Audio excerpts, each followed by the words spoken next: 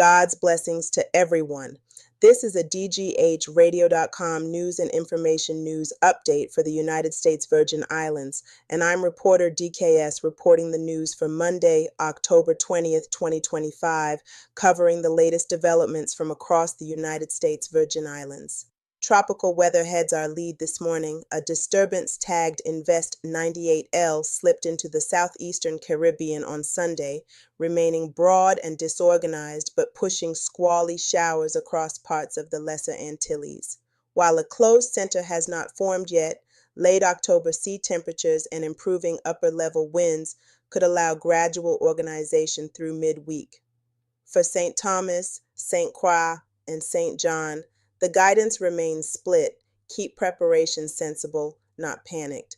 Expect periods of passing downpours, choppy seas, and rip currents even without a direct hit. And check official bulletins, often as small track wobbles will matter once a center consolidates. On St. Croix, police are investigating a fatal shooting late Friday night inside Bienvenido's bar at a state profit. Officers responding to calls just before midnight found a man unresponsive. Emergency medical technicians confirmed he had no vital signs at the scene. Family later identified the victim as 49-year-old Hodelaire Germain.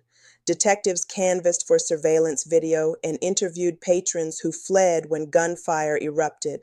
Anyone with information or with dash camera video from the area is urged to contact the Major Crimes Unit or share tips anonymously through Crime Stoppers. Also on St. Croix, a 39-year-old man has been arrested after what investigators describe as a brutal hammer assault tied to a traffic dispute in downtown Christiansted earlier this month. The victim sustained serious head injuries and was hospitalized. Detectives obtained a warrant following witness interviews and evidence review.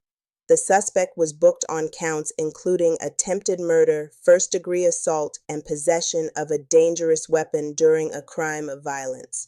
Prosecutors will outline the charging documents in initial court appearances this week. Police again remind drivers that the safest option during heated encounters is to disengage, note details from a distance, and call 911. Across the territory, residents turned out over the weekend for no King's Day events, motorcades and rallies emphasizing civility, transparency, and participation. Organizers framed the gatherings as nonpartisan, with speakers urging consistent turnout at hearings and town halls rather than personality-driven politics. Law enforcement reported orderly events with rolling lane closures and escorts to keep traffic moving. Attendees called for clear conflict of interest rules, timely meeting minutes, and faster responses to public records requests. As the next election cycle approaches, organizers say they'll pivot from street demonstrations to persistent engagement, tracking how agencies spend money and how elected officials vote.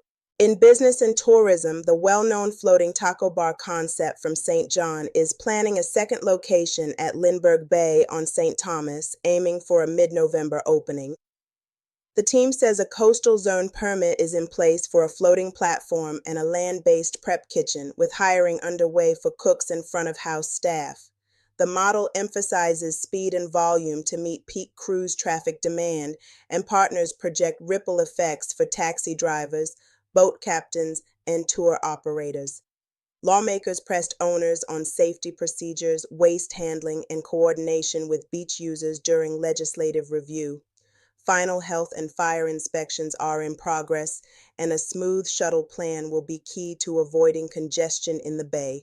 Heat risk took center stage Friday at the University of the Virgin Islands Heat Summit 2025, hosted by the Caribbean Green Technology Center on both St. Thomas and St. Croix.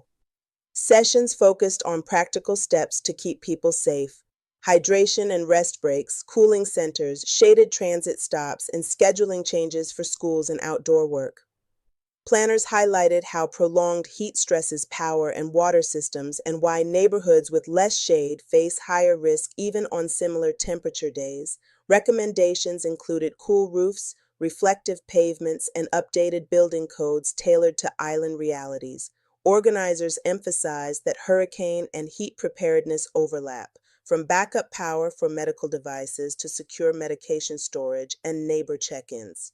Public health also moved to the front lines at Eulalia R. Rivera K-8, where the Childhood Diabetes Prevention Program launched with a mobile clinic on campus.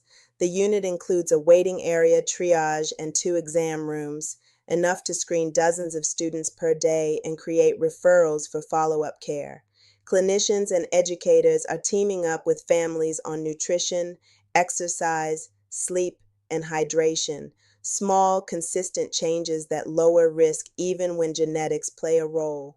Privacy safeguards are in place, testing requires parental consent, and results are shared securely with families and physicians. The program will rotate through additional campuses, prioritizing neighborhoods with limited primary care access or fresh produce options. Food security received a celebratory spotlight as UVI marked World Food Day on the St. Croix campus. Hundreds turned out for climate-smart farming demonstrations, composting workshops, seed exchanges, and tastings that showcased local produce.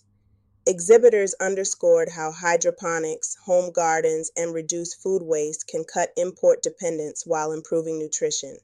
Youth entrepreneurship in agriculture drew special attention, with speakers highlighting pathways from school gardens to small business. A Best Island Dish competition capped the day, linking culture to self-reliance. Community generosity persisted in the rain at Megan's Bay, where the Harvest Festival and Pumpkin Patch raised more than $40,000 for the Virgin Islands Justice Initiative. Volunteers, including university athletes, relocated activities to safer spots and kept the event moving despite showers. Proceeds support expungement work and youth legal education efforts that help residents clear records, remove barriers to employment, and stabilize families. Sponsors from across the private sector amplified the impact through in-kind support and logistics. Organizers thank the community for showing up, rain or shine, to back equal access to justice. Looking ahead to a cultural high point, the India Association of the Virgin Islands hosts its annual Black Tie Diwali Ball on Saturday, October 25th. The evening pairs music, dance, and cuisine with scholarship fundraising and community grants. Organizers say transparent reporting on totals and beneficiaries keeps donors connected to outcomes long after the last song. The event also serves as a cultural bridge, drawing longtime residents, newcomers, and visitors into a shared celebration of the Festival of Lights. Guests are encouraged to arrive early for pre-program performances and to ease parking and check-in flow. A recent commentary turned attention to the distinctive role of the lieutenant governor in territorial governance. Unlike many mainland states, the office here combines multiple functions, from corporate registrations and land records to insurance oversight and support for seniors navigating health coverage. The structure centralizes responsibilities typically spread across several departments, creating direct accountability to voters, but also demanding robust management and transparency. Observers say effective leadership in this office can strengthen revenue collection, protect property rights, and bolster investor confidence. Understanding the portfolio helps voters connect day-to-day services with the decisions they make at the ballot box. Finally, a public safety reminder as the weather pattern stays unsettled. Expect intermittent downpours, rougher nearshore seas, and the potential for localized street flooding through midweek.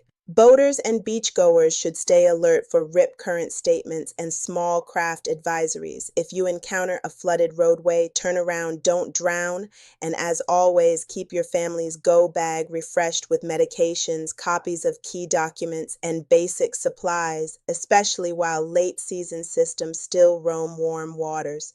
These and other issues are of great concern within the islands. What do you think are some good solutions? Let us know your thoughts by texting your comments to 1-315-898-1449. You can also join our WhatsApp group and get the news, weather, and other insightful information delivered right to your smartphone. To join, text JOIN to 1-315-898-1449. Please include your name in the text message. You will receive a call to verify your request.